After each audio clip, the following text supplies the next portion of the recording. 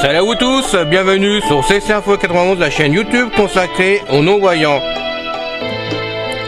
Présenté par Alain Leclerc, avec Pascal Cusson.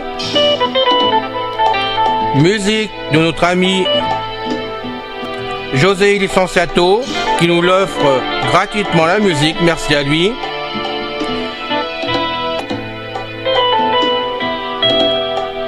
Soyez tous et bienvenus sur la chaîne. Notre liste de diffusion pour vous tenir au courant de ce qui se passe sur la chaîne. Vous pouvez y aller sur ceci-info91 plus subscribe@googlegroup.com. Parole désactivée. Mes très chers amis, bien le bonjour. C'est encore une fois Pascal Cusson parmi vous pour la chaîne YouTube Ceci Info 91 de notre ami Alain Leclerc. Chaîne destinée aux malvoyants et aux non-voyants pour leur offrir une grande variété de podcasts sur de nombreux sujets. J'aimerais vous demander à vous tous, chers auditeurs, si cela vous est possible, de partager nos liens. Le lien de la page directe, le lien d'inscription ou les liens de vos podcasts préférés sur les murs de vos réseaux sociaux, dans vos signatures électroniques et en parler à vos amis sur différents forums ou de bouche à oreille. Merci, cela serait très apprécié. Aujourd'hui, nous allons continuer notre nouvelle série Outils de l'historien, numéro 2, qui s'intitule L'utilisation de repères de temps. L'histoire couvre une vaste période de temps. Elle débute à la naissance de l'écriture et s'étend jusqu'à aujourd'hui. C'est pourquoi il est utile de lier les événements à des repères de temps. Plusieurs types de repères temporels sont utilisés en histoire. Millénaire, siècle, décennie, année, mois, jour. Les millénaires. Les millénaires, qui sont des périodes de 1000 ans, sont fréquemment utilisés pour désigner les événements plus anciens. On peut parler de l'apparition de l'écriture, qui date d'environ 3300 ans avant Jésus-Christ, en utilisant les millénaires, puisque cet événement est suffisamment loin dans le temps. L'écriture est apparue au 4e millénaire avant Jésus-Christ. Il était également possible d'utiliser les millénaires lorsque l'on veut désigner la durée de grandes périodes historiques. L'Antiquité, par exemple, a duré près de 4 millénaires. Important. Saviez-vous qu'aujourd'hui, nous sommes dans le 3e millénaire? Le premier millénaire commence en l'an 1 et se termine en l'an 1000. Le deuxième millénaire débute en l'an 1 et se termine en l'an 2000. Le troisième millénaire a donc commencé en 2001 et se terminera en 3000. C'est l'inverse pour les millénaires qui se sont déroulés avant Jésus-Christ. Le premier millénaire avant Jésus-Christ commence donc en l'an 1000 avant Jésus-Christ et se termine en l'an 1 avant Jésus-Christ. Le deuxième millénaire avant Jésus-Christ débute en l'an 2000 avant Jésus-Christ et se termine en l'an 1001 avant Jésus-Christ.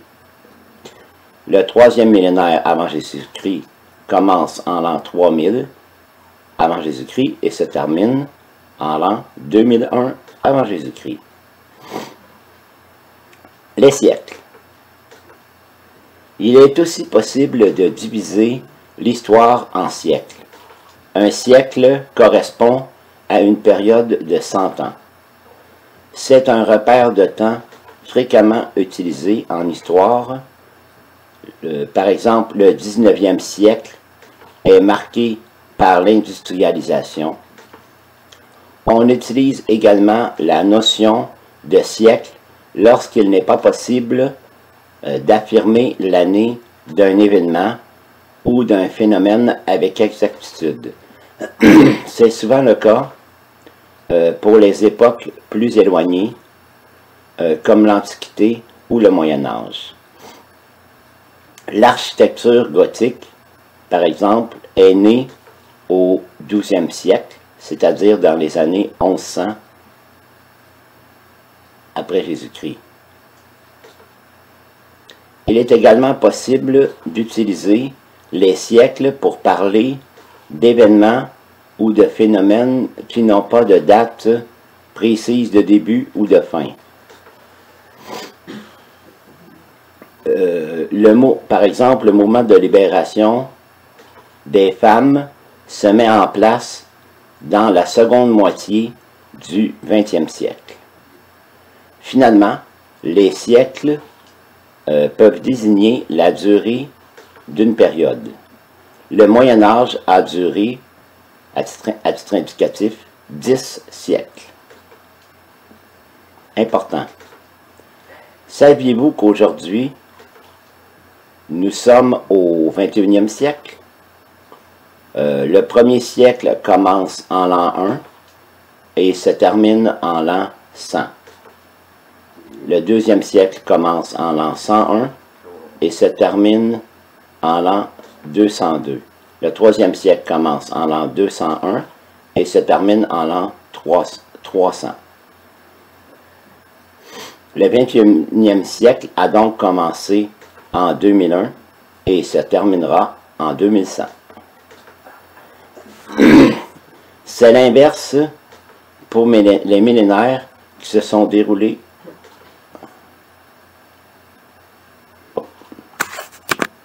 Je recommence la phrase. C'est l'inverse pour les millénaires qui se sont déroulés avant Jésus-Christ.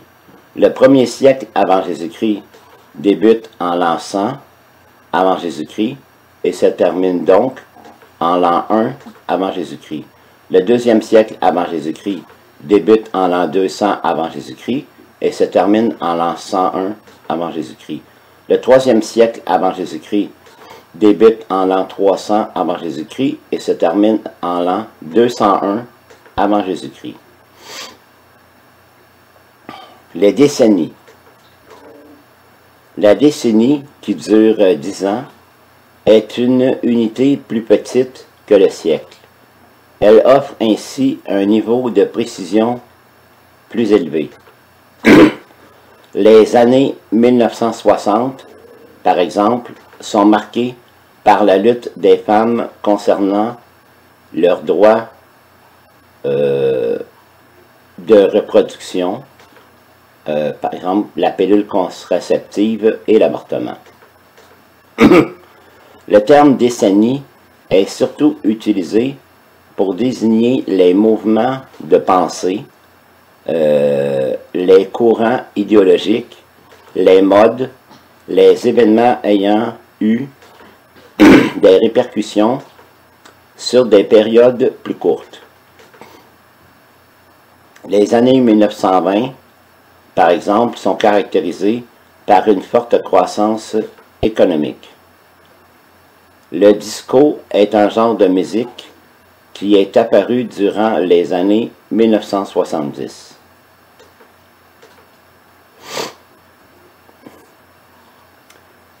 Les années. Mentionner un événement avec une année convient bien lorsqu'il faut être suffisamment précis. Le début et la fin d'une guerre, par exemple, une révolution, un règne, une découverte importante, etc.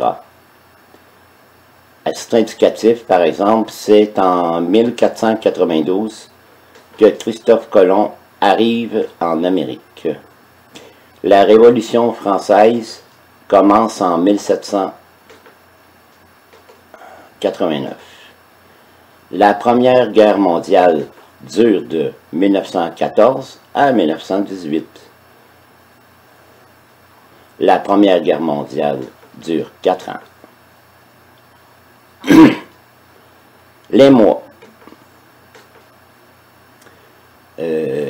Cette indication est assez précise.